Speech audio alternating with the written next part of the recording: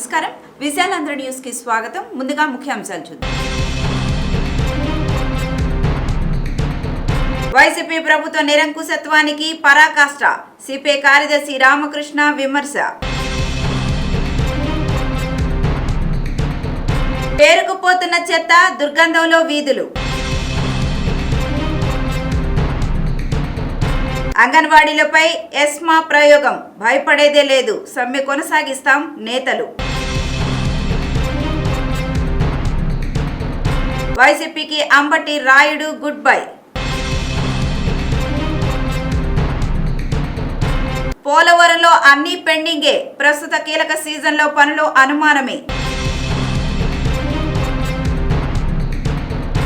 అయోధ్యకు 1,00,000 శ్రీవారి లడ్డూలు. టీటీడీ ఈవో ధర్మారెడ్డి వెల్లడి. ఆ అధికారం గవర్నర్కు లేదు. తమిళనాడు మంత్రి తొలగింపు అంశంపై సుప్రీంకోర్టు. మహిళలను తక్కువగా చూడడం మానాలి. జస్టిస్ బివి నాగరత్న ఉద్బోధ. ఆ ఖాతాలపై మినిమం బ్యాలెన్స్ ఛార్జీలొద్దు. బ్యాంకులకు ఆర్బీఐ ఆదేశం. జమిలీ ఎన్నికలపై సూచనలివ్వండి. కోవింద్ కమిటీ ఆహ్వానం. సైబర్ మోసాన్ని తిప్పికొట్టిన మహిళ చాకచక్యం. సొంత ముఠా చేతిలో గ్యాంగ్స్టర్ హతం. వైసీపీ ప్రజా వ్యతిరేక విధానాలపై పోరాడుతా. ఎమ్మెల్యే ఆర్కే. హైదరాబాద్లో ఫార్ములా ఈ రేస్ రద్దు. ఆదిత్య L1 విజయవంతం. మున్సిపల్ కార్మికుల సమస్యలను తక్షణమే పరిష్కరించాలి. సిపిఐ రాష్ట్ర కార్యదర్శి కె రామకృష్ణ. ఇక వివరాల్లోకి వెళ్దాం. అంగన్వాడీల సమ్మెపై జగన్మోహన్ రెడ్డి ప్రభుత్వం ఎస్మా ప్రయోగించడాన్ని సిపిఐ రాష్ట్ర కార్యదర్శి కె రామకృష్ణ తీవ్రంగా ఖండించారు. సమస్యలను పరిష్కరించడంలో చిత్తశుద్ధి చూపకుండా సమ్మెపై ఎస్మా ప్రయోగించడం జగన్మోహన్ రెడ్డి ప్రభుత్వం నిరంకుశ వైఖరికి పరాకాష్ఠగా పేర్కొన్నారు. గత 26 రోజులుగా రాష్ట్రంలోని 26 జిల్లాల్లో కూడా ఎంతో ప్రశాంతంగా అంగన్వాడీలందరూ కూడా సమ్మె చేస్తూ ఉంటే ప్రభుత్వానికి చీమగుట్టినట్టు కూడా లేకపోగా ఇవాళ ఎస్మా ప్రయోగిస్తామని చెప్పి వారందరూ కూడా బెదిరింపు ధోరణిలో ఇచ్చేయడం అనేది సరైనది కాదు. వాళ్ళ సమ్మెను రద్దు చేస్తామని చెప్పి ఎస్మా ప్రయోగిస్తామని చెప్పి ఆ రకంగా బెదిరింపులకి ప్రభుత్వం కోరుకుంటా ఉంది.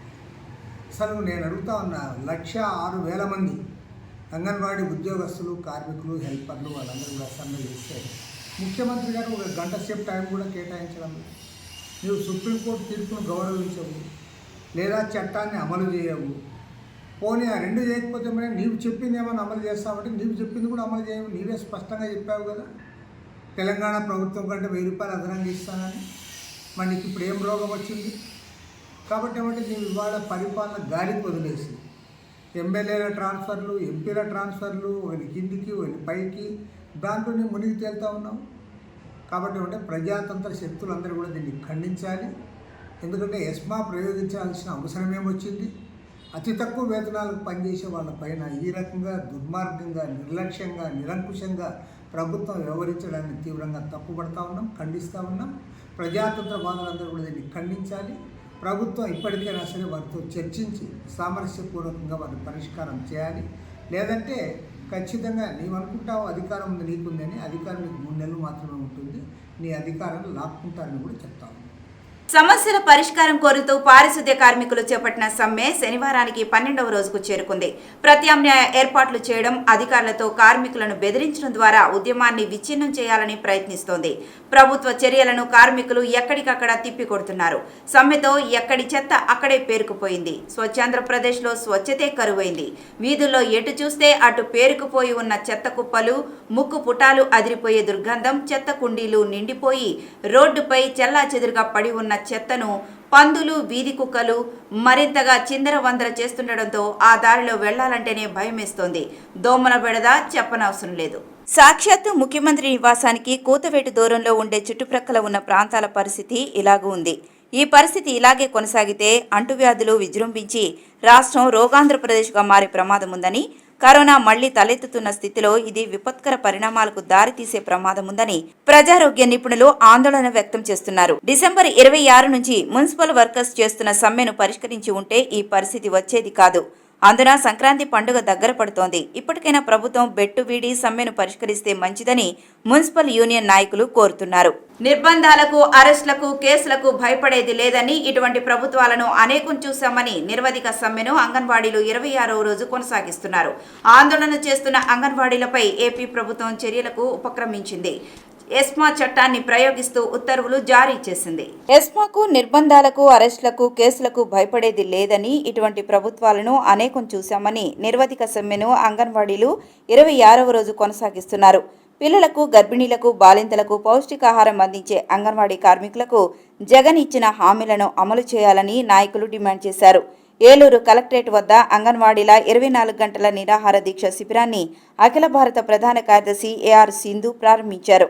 అంగన్వాడీ కార్యకర్తలు జీవో నంబర్ 2 కాపీలను దగ్ధం చేశారు.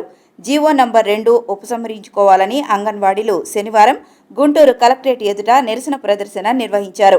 ఎస్మాకు భయపడమని, సమ్మె కొనసాగిస్తామని నాయకులు స్పష్టం చేశారు. రాష్ట్రంలో అధికార వైసీపీకి మరో షాక్ తగిలింది. ఇటీవలే వైసీపీ కండువా కప్పుకున్న మాజీ క్రికెటర్ అంబటి రాయుడు పార్టీని వీడుతున్నట్లు శనివారం ప్రకటించారు. రాజకీయాలకు కొంతకాలం దూరంగా ఉండాలని నిర్ణయించుకున్నానని, త్వరలో తదుపరి కార్యాచరణ ప్రకటిస్తానని ఆయన ట్వీట్ చేశారు. మరో వికెట్ పడడంతో అధికార పార్టీ నేతలు, కార్యకర్తల్లో తీవ్ర గందరగోళం నెలకొంది. గుంటూరు ఎంపీ టికెట్ కేటాయిస్తామన్న హామీతోనే అంబటి రాయుడు వైకాపాలో చేరారు. అయితే నరసరావుపేట ఎంపీ లావు శ్రీకృష్ణ దేవరాయల్ని గుంటూరు స్థానానికి మార్చాల్సిందిగా శుక్రవారం జగన్ ప్రతిపాదించారు. ఆ స్థానాన్ని బీసీ అభ్యర్థికి కేటాయించాలని అనుకుంటున్నట్లు చెప్పారు.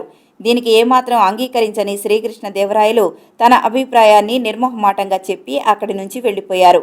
ఈ నేపథ్యంలో గుంటూరు స్థానాన్ని ఆశించిన రాయుడు పార్టీకి రాజీనామా చేస్తున్నట్లు ప్రకటించడం చర్చనీయాంశమైంది. పోలవరం ప్రాజెక్టుకు తొలిదశ నిధుల వ్యవహారం ఇంకా కొలిక్కి రాలేదు. కేంద్ర జల సంఘం ప్రతిపాదనలను రివైజ్డ్ కాస్ట్ కమిటీ పరిశీలించినా ఇంకా తన సిఫార్సులు సమర్పించలేదు.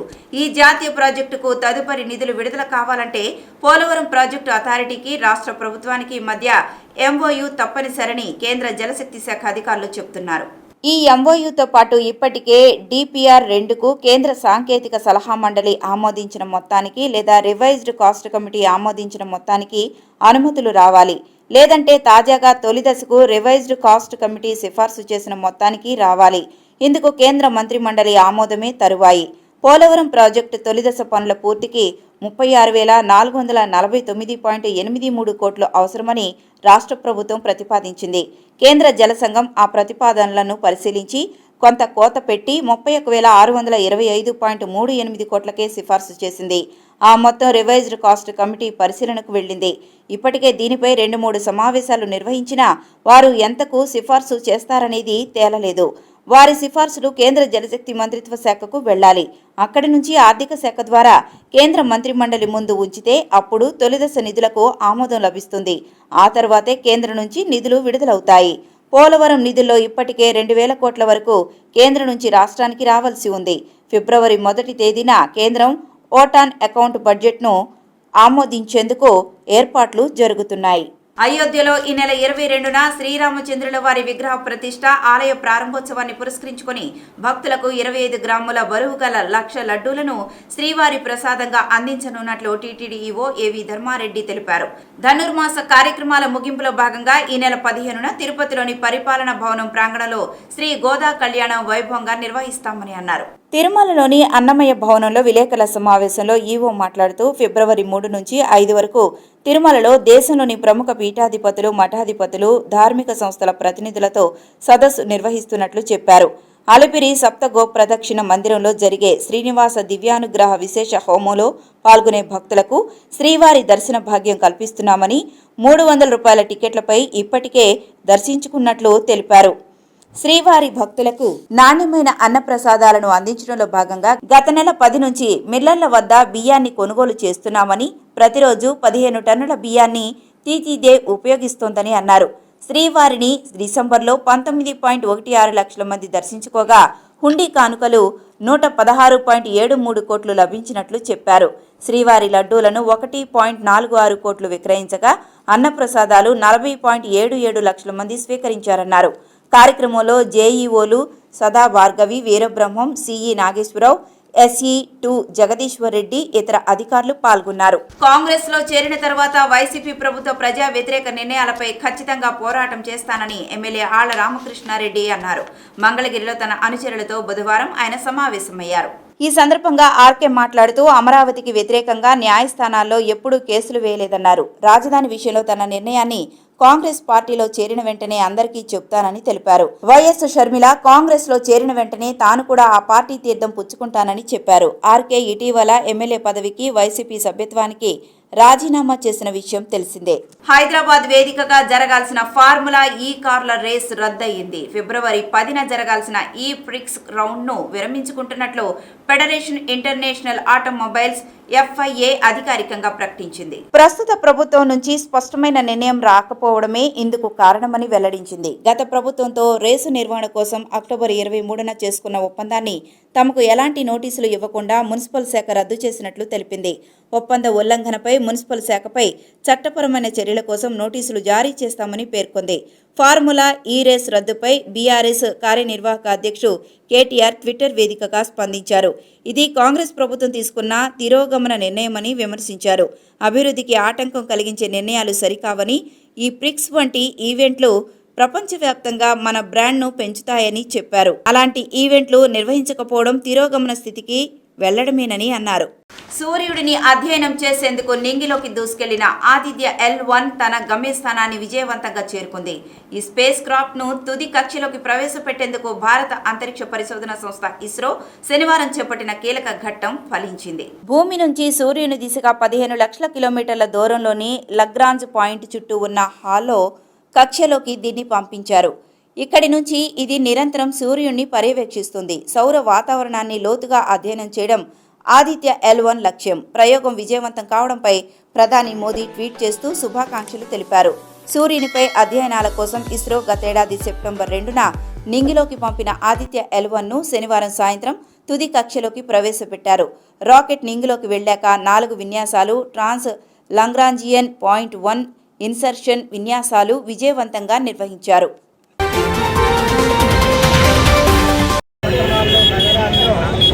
ఇవాళ ఎవరైతే పారిశుద్ధ కార్మికులు ఉన్నారో వీళ్ళందరూ కూడా పెద్ద ఎత్తున సమ్మె చేస్తూ ఉన్నారు.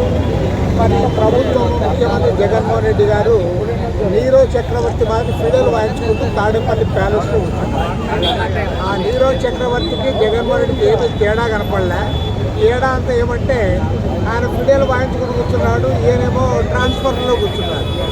ఎమ్మెల్యేలను ఎంపీలను ట్రాన్స్ఫర్ చేసే పనిలో ఆయన ఉన్నారు తప్ప అరే రాష్ట్రంలో కూడా ప్రతి ఊళ్ళో కూడా కార్మికులందరూ సమ్మెలో ఉన్నారు. దాదాపు అంగన్వాడీ వర్కర్లు దాదాపు 106,000 మంది వారు కూడా దాదాపు నెల రోజులుగా సమ్మె చేస్తూ ఉన్నారు. ఆశా వర్కర్లు, వాలంటీర్లు, యానిమేటర్లు అందరూ కూడా ఒకరి తర్వాత ఒకరు ఇవాళ రోడ్డు ఎక్కుతూ ఉన్నారు. నువ్వు రోడ్డు ఎక్కిన వాళ్ళని నేను సర్వశిక్షా అభియాన్ వాళ్ళని పోలీసులు పంపి అరెస్ట్ చేస్తూ ఉన్నావు తప్ప ఏ ఒక్కరి సమస్య కూడా ముఖ్యమంత్రి గారు పరిష్కారం చేయడం లేదు, వాళ్ళతో మాట్లాడడం లేదు, కనీసం అధికారులకు సూచనలు కూడా ఇవ్వడం లేదు. కాబట్టి వాళ్ళు స్పష్టంగా ప్రభుత్వాన్ని కోరుతా ఉన్నాం. ఈరోజు ఇప్పటికే నగరాల్లో అన్ని చోట్ల కూడా దుర్గంధం వస్తూ ఉంది. ఇవాళ ప్రజల ఆరోగ్యంతో చెలగాటమాడుతూ ఉన్నాం నీవు. ఎందుకంటే ఇవాళ ఆరోగ్యం అంతంత మాత్రమే, వీళ్ళందరూ పని చేసే తప్ప టౌన్స్ బాగుండే అవకాశం లేదు.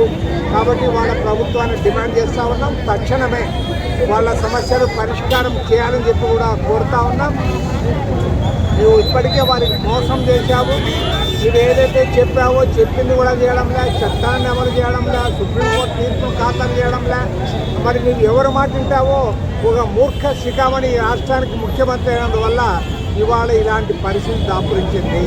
ఎందుకంటే కోర్టునైనా గౌరవించాలి, చట్టాన్నైనా అమలు చేయాలి. లేదంటే కనీసం నువ్వు చెప్పిన మాట, నేను మాట తప్పను మనమ తిప్పనన్నావు కదా, కనీసం ఆ పనైనా చేయమని చెప్పి ఇవాళ ప్రభుత్వాన్ని డిమాండ్ చేస్తూ ఉన్నాం. ముఖ్యమంత్రి గారు దిగి రాకపోతే ఇతర వామపక్ష పార్టీలతో, ప్రతిపక్ష పార్టీలు అందరితో కూడా మాట్లాడి మేము కూడా రంగంలోకి దిగుతాం, ప్రత్యక్ష ఆందోళన చేపడతామని కూడా ఈ సందర్భంగా ముఖ్యమంత్రి జగన్మోహన్ రెడ్డి మూర్ఖ శిఖామణిని హెచ్చరిస్తా ఉన్నాం.